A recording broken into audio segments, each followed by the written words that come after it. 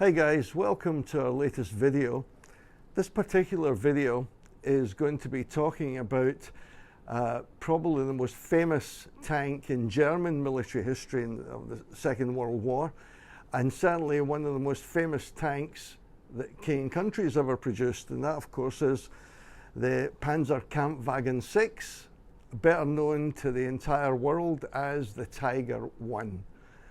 Now, over the years, King and Country has produced, would you believe it, 19 different Tiger tanks.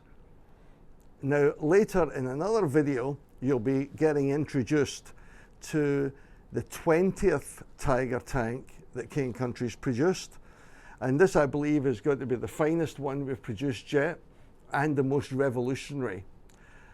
But before we talk about that latest tank, I think it's fair to delve back into King and Country's own history and give you a little bit of the background of how this particular Tiger came into being, but also why we get into doing military vehicles in the first place.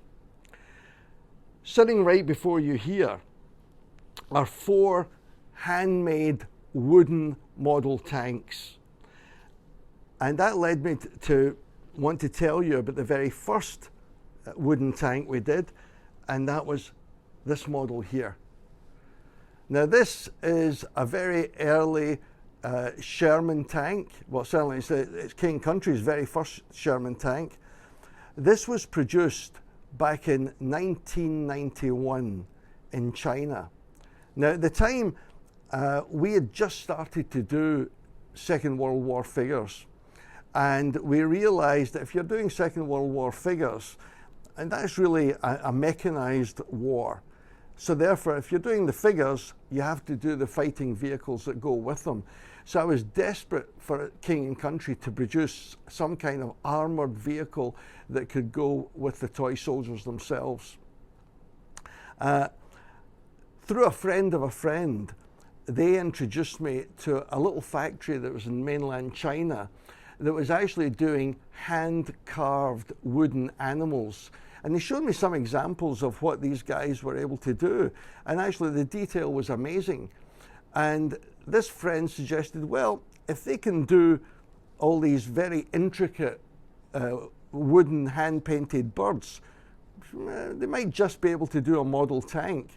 So what we did was, my brother Gordon built a plastic model of a Sherman tank, and we then sent that up to China with the plans for taking a 1/35 scale plastic model and converting that into what we thought would be a 1/30 scale tank. This was the result. So I can still remember the day that the sample arrived back, and of course I was over the moon. I absolutely loved it. I thought, right, let's do it. And we had to place an order for, in this case, a minimum order of 150 tanks. I wasn't sure that we could sell 150 of the same tank, so we made a decision that we would produce 50 Sherman tanks, 50 Panther tanks, and 50 Tiger tanks. We sent our order off to China, and several months later, the order came back. And it wasn't perfect, but it was better than anything else that was on the market at the time, and it suited our figures. However, sadly, we don't have any of those Tiger or Panther models left. As I say, we only made 50 of each, and they sold very well. But when the models come back, we still had to adapt and paint some of the detailing on ourselves, and my late brother Gordon was the guy behind that. Now, although we don't have any samples of those actual Tigers and Panthers, we do have this book here. This book was produced by a very good friend of mine, Louis Badolato, who, with the help and support and assistance of Kevin Elliott from the UK, put together a series of volumes about early King and Country. And in this book, you can just see it here, on the front cover is one of those original wooden Tiger tanks made in China. Inside the book are several photographs of that same model. Well, as I said, those we had and we sold them throughout 1993, 94. But at the same time, I realized we wanted something a bit more detailed. Now, at the same time this was going on, we had also been doing model airplanes.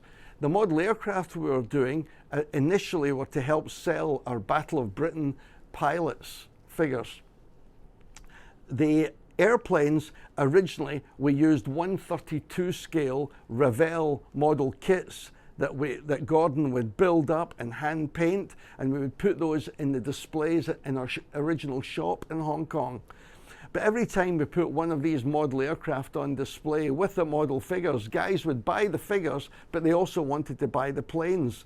And we must have literally built and sold virtually every model kit of a 1/32 scale Spitfire we could find in Hong Kong. That wasn't very cost effective. We had to find a solution. We found out that you could have model aircraft built in the Philippines in hand-carved wood and hand-painted. So we started producing model Spitfires, Hurricanes and Messerschmitts down in the Philippines.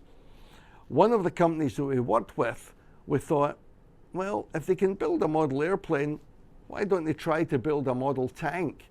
And of course, the first thing that we did was to have them build a Tiger tank.